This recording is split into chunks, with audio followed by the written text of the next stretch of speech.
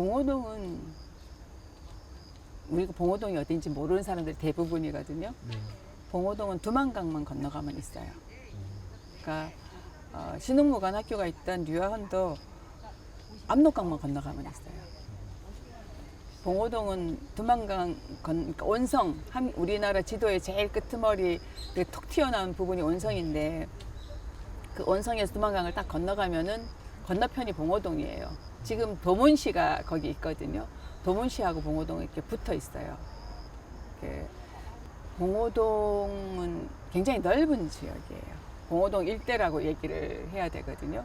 우리가 지금 생각하는 한 고을이 아니에요. 산도 여러 개가 있고 땅도 넓고 그런 곳인데 봉오동을 군사기지로 이렇게 처음 건설할 때는 봉오동이 하촌, 중촌, 상촌 이렇게 한 10km 정도의 그 길을 따라 쭉 들어가면서 이제 마을이 생기고 또 거기에 군사기지를 만들고 그러다가 1920년에는 굉장히 많은 독립군 단체가 통합을 하면서 거기 모였기 때문에 또 상촌을 또 연병장으로 개발을 해서 더 넓게 거기를 쓰고 봉오동 전투 지역은 상촌이에요. 그러니까 상촌까지 들어가면은 그 주변을 이렇게 산이 둘러싸고 있어요. 저렇게 산이 이렇게 둘러싸고 있는 것처럼. 근데 저렇게 높은 산은 아니에요. 그러니까 그 동네 산 같은 그것도 아주 낮은 산도 아니고 굉장히 아늑한 분지. 연병장 굉장히 넓기 때문에 그 연병장을 둘러싸고 있는 여러 산들에서 전투가 있었어요.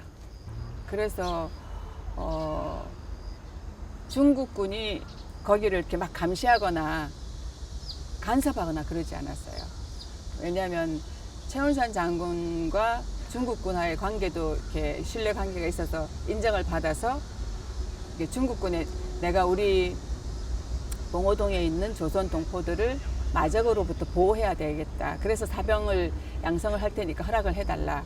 그래서 허락을 받고 사병 부대를 시작했는데 그 사병 부대가 점점 늘어나면서 독립군이 되고 계속 훈련을 하면서 이제 규모가 커지고 그게 봉오동 독립군의 모체거든요. 그래서 100여 명으로 이렇게 사병 부대를 시작했어요. 그게 1912년이에요. 근데 우리 봉오동 전투가 있었던 건 1920년이잖아요. 그러니까 그 전에도 나의 개인을 위한 사병들은 있었지만 이렇게 부대라는 형식으로 한 건 12년부터 그 봉오동 전투가 있던 20년까지만 해도 거의 10년 가까이 계속해서 훈련을 시키면서 규모를 키우면서 거기서 정예 독립군들이 있었던 거죠. 그리고 그들은 전투 경험이 있었던 군인들이었던 거죠. 그래서 그 대한군무도독부가 1919년에 생겨요. 그 대한군무도독부는 봉오동에 있던 사병부대, 최운산의 부대가 우리 이제 임정이 생기는 1919년 4월 이후에 바로 전환을 해요. 대한군무도독부로. 그러니까 나는 이제 대한민국과 대한민국 정부를 인정하고 나도 받아들이고 내 부대를 대한민국의 군대로 해서 싸우겠다. 그런 의미로 대한군무도독부라고 바꾼 거죠.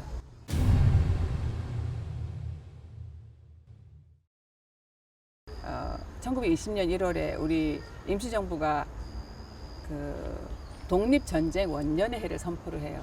우리가 이제 외교론으로 세계와 이렇게 외교해서 독립을 얻는다는 거는 용언한 일이다. 이제 우리의 힘으로 그 일본과 싸워야 된다.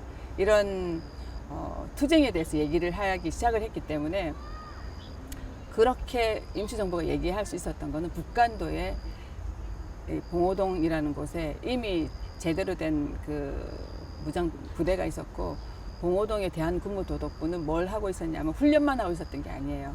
두만강을 건너가서 국경지대에 있는 그 온성, 종성, 뭐 회령 이쪽에 그 헌병대, 국경수비대 이런 데를 습격을 해서 전멸시키고 오든가 큰 피해를 주고 오든가 이런 거를 계속했어요. 1919년 그 하반기부터 그렇게 하고 있었어요 이미. 그래서 일본군은 이제 그 거기가 국경이었기 때문에 중국을 이렇게 넘어와서 독립군들을 독립군과 싸우고 이렇게 못 하잖아요.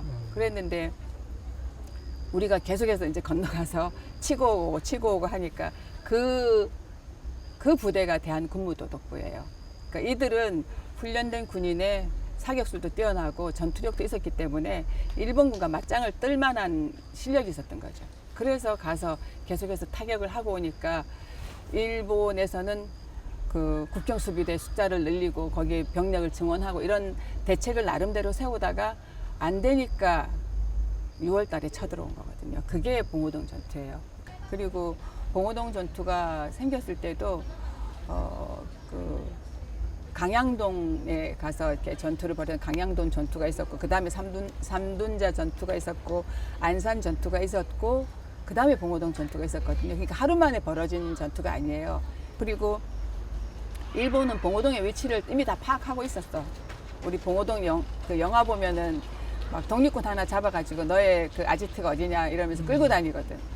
절대로 그렇게 일본이 그렇게 허술한 군대는 아니에요. 봉오동 전투는 독립군들을 발본색원 하겠다고, 봉오동을 없애겠다고 들어오는 토벌대가 들어온 거거든. 토벌한다는 건 없애버린다는 거지 가서 겁주고 올래 이거 아니거든. 그러려면은 봉오동에 있는 독립군보다 더 많은 무기와 더 많은 군인과 준비를 해갖고 올 거 아니에요. 봉오동에서 독립군을 먹이고 입히고 돌보았던 할머니, 우리 할머니 김성녀 여사의 증언에 의하면 거기에 우리 독립군의 숫자가 내가 많이 먹일 때는 한 끼에 3,000명을 먹였다.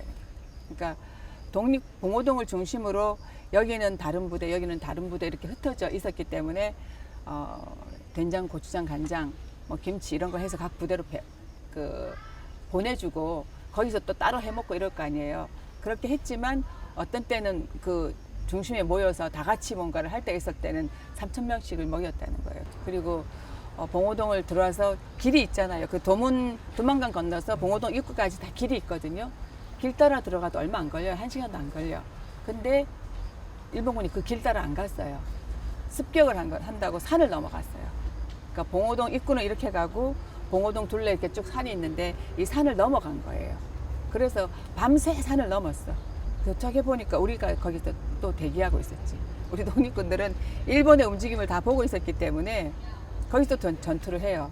그 전투를 하고 또 깨지고 또 수습을 하고 다시 이렇게 그 보려령을 넘어서 봉오동에 들어간 거는 그 다음날 11시 반? 예, 전투가 벌어진 게 1시 반부터거든요. 11시쯤에 이제 그 봉오동 중촌이 원래 본부가 있었어요. 중촌에 도착을 해. 도착을 해서 보니까 우리 독립군들은 이미 다 피하고 없다고 이렇게 본 거죠. 왜냐하면 마을이 텅 비어 있었거든. 그러니까 전쟁 준비를 한 달 전부터 이미 했기 때문에 마을 주민들을 다 이주시켜요. 피해를 당하면 안 되니까. 그러니까 마을 주민들이 짐 싸서 다 나간 거예요. 그래서 마을이 텅 비어 있었어. 그러니까 아유, 이 독립군이 우리가 무서워서 도망갔구나 하고 일본은 그렇게 생각한 거예요. 일본군은. 그러니까 우리 독립군들은 이미 한 달 전에 각 그 연대별로 주둔을 하고 있었어. 산 위에. 그리고 산에 참호를 파놓고 있었어요. 여기는 우리 독립군들이 팠던 내복 현장 참호예요. 굉장히 길게 참호가 파고 있어요.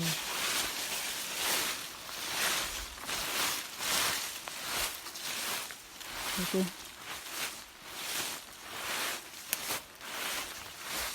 가격이 98년간 쌓여서 이렇게 가득 잡혀 있는. 그리고 저 아래로 일부분이 지나갔을 길이 보이는 그런 곳입니다. 우리가 매복전을 했다고 그러는데 매복전이 나무 뒤에 숨거나 바위 뒤에 숨은 게 아니에요. 참호를 폭이 한 1m가 넘는 참호를 팠어요. 근데 참호를 팠다는 거는 공병대가 없으면 지금 못하는 거잖아요. 그러니까 그만큼 병력이 있었고 준비가 철저했다는 거예요. 전쟁 준비를 이미 한 달 전에 다 했다는 거지. 그래서 일본군이 글로 들어갔을 때 이제 사령관인 최준동 장군이 뭐 총을 쏴서 공격을 시작했던 거예요. 근데 중요한 얘기 중 하나는 매복전을 할 수 있는 군대는 정예군이어야 돼요. 그러니까 실력 없는 군인들은 매복전을 못 한대요.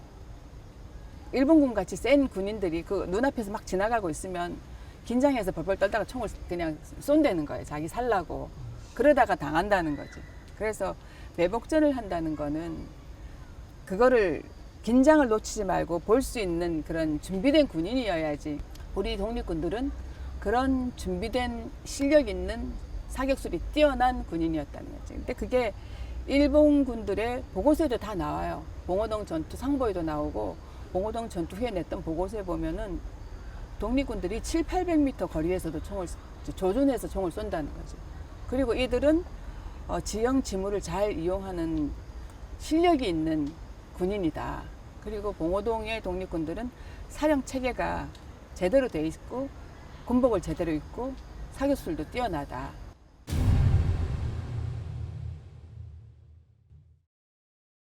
봉오동 전투가 있었다는 사실과 우리가 승리했다는 사실 외에는 거기는 다 엉터리예요. 일본군이 그 봉오동이 어딘지를 몰라가지고 막 끌고 들어오잖아요, 독립군을. 그것도 말도 안 되는 설정이고, 일본군은 이미 파악을 하고 독립군들이 거기에서 훈련을 하고 있다는 것도 다 알았어. 그래서 저기 중국 측에 굉장히 항의 문서를 많이 보내. 지금 봉오동의 독립군들이 미싱을 8대를 구입해서 독립군복을 만들어 입히면서 그 불령선인들이 거기서 훈련을 한다. 1000여 명이 산숙을 하면서 훈련을 하고 있다. 1000여 명이라고 얘기했어요. 그러니까 그런 것들을 항의 문서를, 외교 문서를 보내는 거예요. 그거는 밀정 보고서도 아니야. 잘못 알아서도 아니고 자기들이 파악한 거를 이렇게 중국에 항의하는 문서이기 때문에 우리 독립군들이 제대로 된 군복을 입고 제대로 된 무기를 가지고 있고, 일본은 다 파악을 했어. 봉오동의 규모와 독립군들의 수준과 어떤 무기가 있고 이런 것도 다 아는데 거기서 위치도 몰라서 뭐 독립군 한 명 끌고 다니면서 이렇게 니네 본부를 가자라든지, 그리고 뭐 거기서 반격하는 것처럼 우리가 어떤 그 바보같이 당하잖아요. 일본군이 보면은 굉장히 일본군을 수준 낮고 저열하게 표현을 해요. 봉오동 전투에서는. 근데 일본군은 당시 세계 최강의 군대 중에 하나였었다. 청일전쟁, 러일전쟁을 이렇게 이겼던. 그러니까 그런 부대가 움직일 때는 그만큼의 준비를 하고, 아까 이틀을 준비했다 그랬잖아요. 준비를 하고 무기를 이길 만큼의 뭔가를 마련을 하고 가지, 그냥 그 장교 한 사람이 이리 가자 저리 가자 이러면서 하지 않아요. 이미 지도를 다 만들어 가지고 이렇게 그 어디를 갈 것인가, 어느 고지에 누가 있고 이런 거를 다 파악을 하고 보고를 했어, 나중에. 근데 그런 정도의 준비가 있었던 그런 전쟁을 마치 이제 무슨 그 동네 애들 싸우듯이 이렇게 표현한 것도 그렇고, 우리 독립군들은 제대로 된 군복을 입고 제대로 된 사령 체계가 있었고 제대로 된 훈련된 병사들이었다 그랬잖아요. 그 영화 봉오동 전투 보면 다 헐벗고 굶주려 그냥 다 떨어진 그 코트 같은 거 입었잖아요. 봉오동 전투가 있었던 6월 7일은 언제겠어요? 여름이 오는 늦봄이에요. 우리보다 거기가 조금 계절이 더 이렇게 늦거든요. 우리는 6월이면 이미 덥지만 거기는 봄이에요. 근데 그 봄에 거의 털모자 쓰고 나오잖아요. 그 홍범도 장군을 막 출연시키면서 털모자, 그 코트 다 입고 있잖아요. 그 병사들이. 그거는 만주는 추운 곳이라는 고정관념을 가진 사람들이 만들었기 때문에 그래요. 완주도 봄, 여름, 가을, 겨울이 다 있어요. 봉오동 전투 당시에 비가 왔어요. 그렇게 추울 때가 아니야. 그리고 우리 독립군 본부를 막 이렇게 드론으로 찍어서 보여주는 게 있어요. 초가집 몇 채가 있어. 그러니까 우리를 그런 정도 수준으로 이해하고 만든 영화예요, 그게. 봉오동의 그 독립군 본부는 최운산 장군의 집이었어요, 처음에. 그 집도 어마어마한 사이즈였지만 그 본부 둘레에 토성을 쌓았어요, 1915년에. 1915년에 독립군들의 숫자가 막 늘어나니까 그들을 다 수용하기 위해서 봉오동 숲을 이렇게 개간을 해요. 벌목을 해. 벌목을 해서 3,000평 정도 규모의 연병장을 만들어요. 그리고 그 연병장 둘레에 대규모 막사를 짓는데 그 베어난 나무가 있으니까 목조 막사를 지어요. 그래서 지금 봉오동에 그 터가 구글어스로 보여요. 구글어스로 확인했어요. 그 세 동의 큰 막사를 지었는데 거의 900평, 800평, 500평 정도 되는 막사를 세 동을 지어요. 그 터가 이렇게 확인이 됐어요. 그 정도 규모가 있었던 그 봉오동을 찌그러진 그 초가집 매체로 표현해서 보여준다는 거는 우리 독립군에 대한 이해가 그만큼 없기 때문에 그런 눈으로 만든 영화예요. 그거는. 그래서 봉오동의 독립군들이 그 뭐죠? 그 영화 그 출연진들이 감자 하나를 막 나눠 먹어요. 감자를 지슬이라고 말하고 뭐라고 말한다 이렇게 얘기하면서 그 하나를 너무 귀하게 나눠 먹어요. 먹을 게 없어서. 그러니까 봉오동의 독립군들은 헐벗고 굶주렸다고 생각하는 거예요. 그래서 헐벗고 굶주리는 것도 하루 이틀이지. 그렇게 헐벗고 굶주리는 총은 어디서 구하겠어? 먹어야지.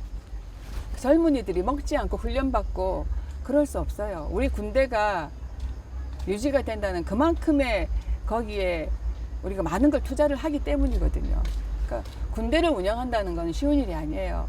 이제 많은 사람들이 의병 출신들이 모여서 독립군이 되고 이렇게 간단하게 설명을 하는데 돈이 없으면 못해요. 전쟁은. 특히 누군가가 전투를 할 때 무기가 있어야 되고 그러면은 그 무기를 쓸 수 있어야 돼요. 훈련을 해야 돼. 지금 우리 총을 쥐면 총을 쏠 수 있겠어? 아무리 신형 무기를 갖다 줘도 그거를 할 수 있게 하기 위해서 매일 훈련을 해야 돼. 그거를 언젠가 유사시에 써먹기 위해서. 지금 우리 군대가 그렇게 하는 거잖아요. 유사시를 위해서 몇 년을 가서 훈련을 하잖아요. 그런 식의 준비가 봉오동에도 있었다는 거죠. 그랬기 때문에 일본군하고 전투를 해서 이겼던 거지. 아무것도 안 하고 있는데 누가 갑자기 무기를 갖다 줘서 이겼다는 게 아니라는 거. 근데 그렇게 할 수 있었던 거는 거기에 그만큼의 재력을 쏟은 최은선 장군 같은 분이 있었기 때문에 그게 가능했던 거죠. 봉오동에는. 그래서 봉오동 전투 영화는 그 역사를 환상으로 만드는 거예요. 판타지가 아니에요. 봉오동 전투의 승리는 우리 역사에 기록된 것, 일본 역사에 기록된 패전, 우리 역사에 기록된 승전인데 이거를 굉장히 신화로 만들어 놓은 거예요.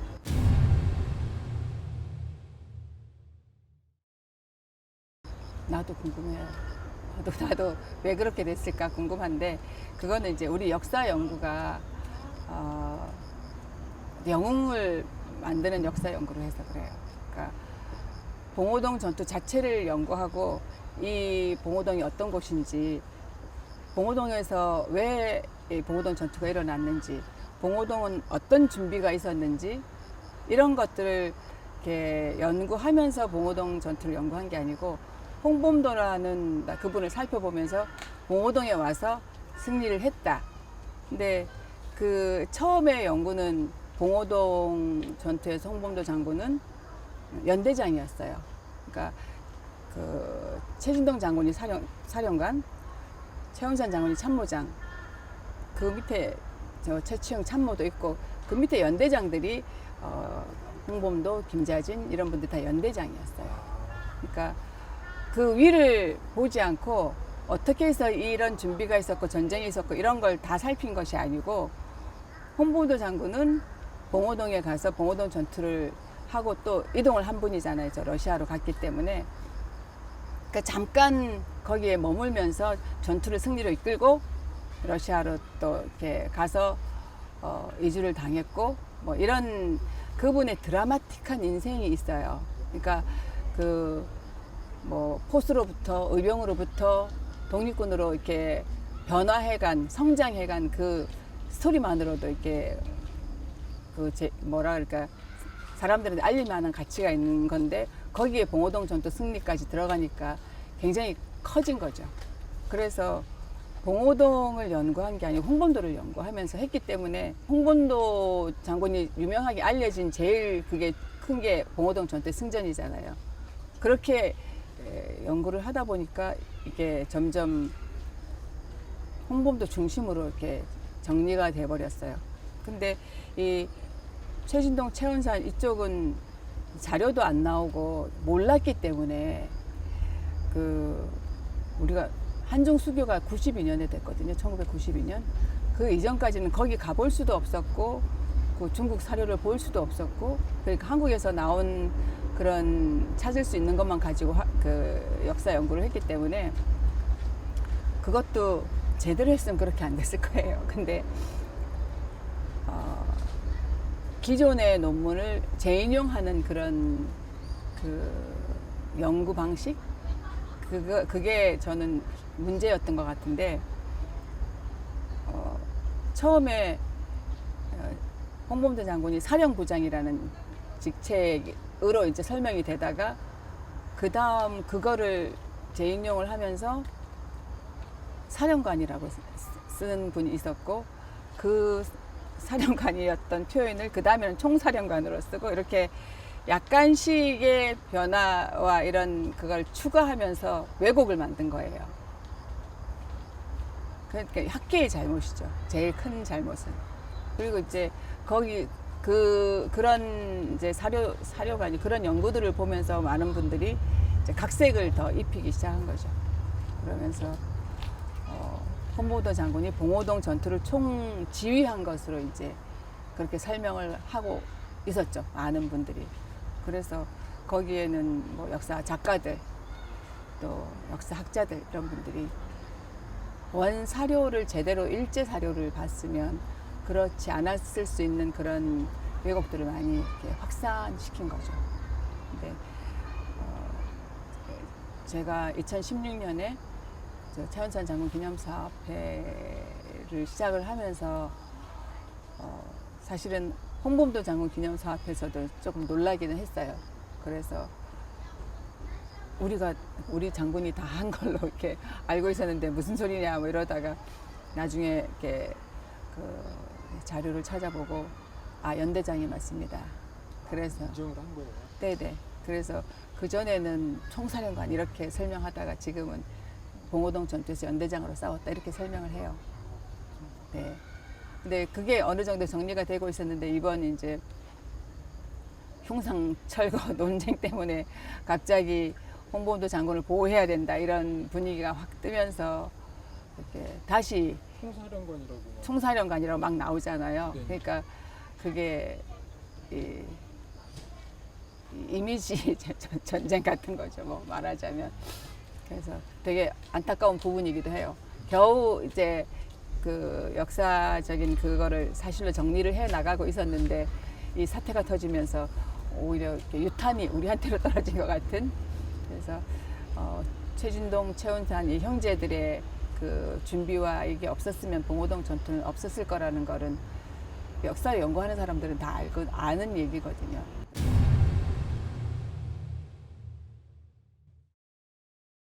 봉오동 전투가 중요한 이유는 일본이 1910년 한일 병탄을 한 이후에 무단 통치를 했어요. 그래서 많은 사람들이 신압으로 무기력해지기 시작했어요.